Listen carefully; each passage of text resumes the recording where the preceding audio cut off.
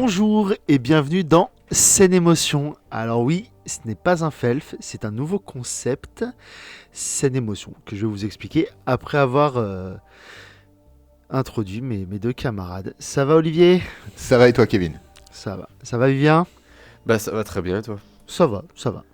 Donc aujourd'hui nous allons lancer un nouveau concept, c'est l'épisode pilote on peut dire, de Scène Émotion, donc la contraction de scène et d'émotion.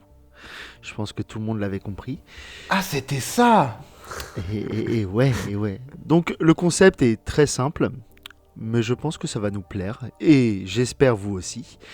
Nous allons parler d'une scène, nous allons parler chacun son tour, donc à chaque émission, un de nous trois va parler d'une scène précise, d'un film, expliquer son ressenti, qu'est-ce qu'il a ressenti, quelles sont les émotions qui ont été véhiculées par cette scène, et ce que lui a reçu et perçu, tout simplement, avec à la fin... Même pas un petit débat, deux, trois petites questions qui seront posées par-ci par-là, avec une conclusion des deux autres intervenants de façon concise. Et donc, je me prête au jeu pour cette première émission. Ma scène sera... mon film, le film choisi est Toy Story 3. Donc un film d'animation de Pixar, Disney. Pour faire un... Donc vous voyez la scène pendant que je vous parle. Pour faire un rapide résumé de la scène, on voit donc toute l'équipe Woody, Buzz et toute l'équipe des jouets sur un espèce de tapis roulant avec de la ferraille. Une lumière au fond, on ne sait pas trop à quoi s'attendre. On se rend compte que c'est un incinérateur. Et là, les jouets essayent de courir à contre-courant, mais bon, ça reste des jouets, ils ont des petites jambes, ça ne fonctionne pas. Le gros nounours rose, qui est l'antagoniste du film, lui arrive à monter pour appuyer idéalement sur un bouton qui stopperait la montée du tapis, sauf qu'il ne le fait pas parce que ça reste un méchant. Les jouets tombent dans la cuve pour être incinérés. À ce moment-là, ils vont tous se prendre la main parce qu'ils comprennent que c'est la fin, sauf Woody qui a un léger espoir, mais en se tournant vers ses acolytes, va comprendre que non. Petit moment de pression, musique. La pince les sauve, on voit les trois extraterrestres verts. Et là, ils sont sortis. Donc moi, c'est cette scène-là dont je voulais parler pour la première fois parce que pour un petit background, ce film, je l'ai vu au cinéma avec un ami. Je sais pas à combien de temps il dure, mais c'est donc les deux tiers du film doivent être passés déjà. On est vraiment en fin de l'acte 3, on est sur la résolution finale. C'est Ouais, vraiment le climax. Ouais, on est quasi sur la fin. Et dans mon cerveau, je le savais, tu vas voir un Pixar, un Disney, Toy Story en plus, c'est le troisième.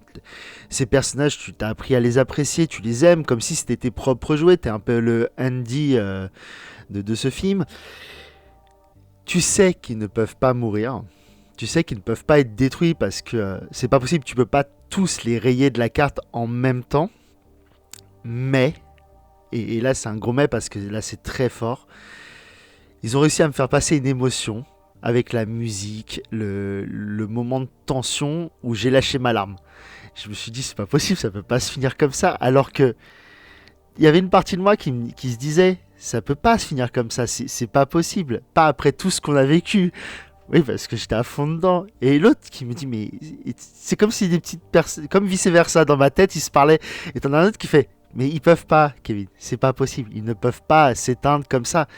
Mais j'ai quand même j'ai été submergé par la tristesse de les voir, partir par cette porte-là, et c'était assez intense. Donc, comme je l'ai dit, j'ai lâché ma petite larme, et je trouve que cette scène, elle est extrêmement réussie en vrai. On le sait que c'est pas possible, mais ils arrivent à nous foutre pas un doute, mais une tension énorme qui fait que au moment où la pince vient les sauver et les met à l'extérieur, tu te sens libéré comme si un poids s'était enlevé de tes épaules et tu te dis, ah, on va les suivre encore un peu quand même. Ça pouvait pas se finir comme ça entre nous. Et c'est là où je trouve que c'est très très fort de la part de Pixar et de Disney d'avoir réussi à amener cette tension-là à ce moment du film, tout en sachant que cette tension-là est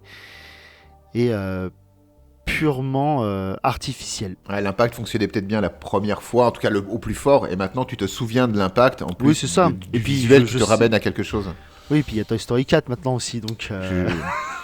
Je suis totalement d'accord avec toi, hein, pour le coup, cette scène elle est géniale, je l'ai revue pour les besoins de l'émission, et elle me véhicule la même chose, elle me véhicule vraiment la même chose, et c'est là où c'est très fort, ce que tu disais, c'est que ce n'est pas réel, et à aucun moment, tu as raison, on peut s'inquiéter hein, de ce qui se passe pour eux réellement, mais l'intensité des regards, alors qu'on parle de jouets, quand à la base le regard vide, Et puis mais de jouets d'animation, quoi. Surtout. d'animation, c'est ça. Moi, tout est passé. L'émotion est la même que toi, est passée entièrement par le regard.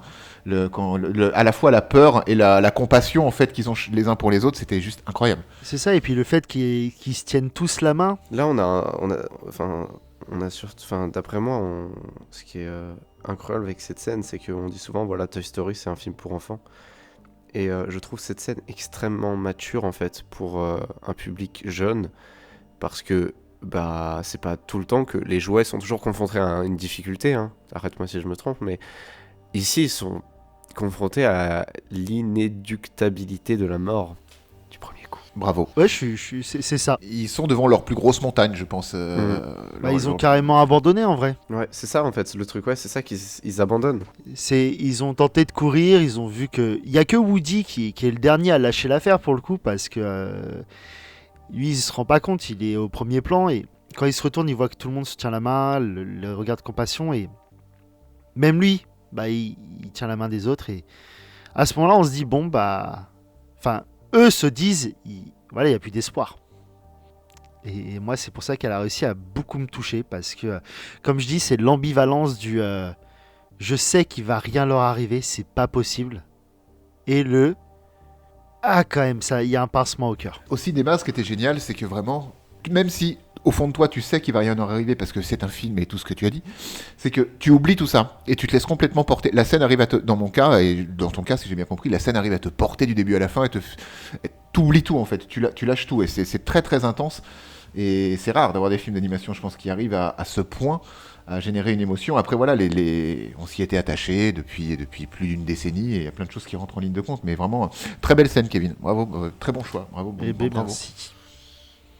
Donc j'ai l'impression qu'elle vous a touché, vous aussi. Oui. Moi, même émotion que toi. C'est vraiment... ça a fonctionné à 200%. Pareil qu'Olive, quoi. Je sais pas comment on ne peut pas être touché par une scène comme ça. Et c'est toute la magie des Pixar en général, c'est que ils sont tous touchants en fait. C'est ça, c'est ce qu'on pourrait dire, c'est un masterclass. Oui, en termes de gestion de tout, c'est super. Et c'est ainsi que se clôture notre premier épisode de Scène Émotion. Donc nous allons vous dire au revoir. Et surtout, et vous, qu'avez-vous ressenti ?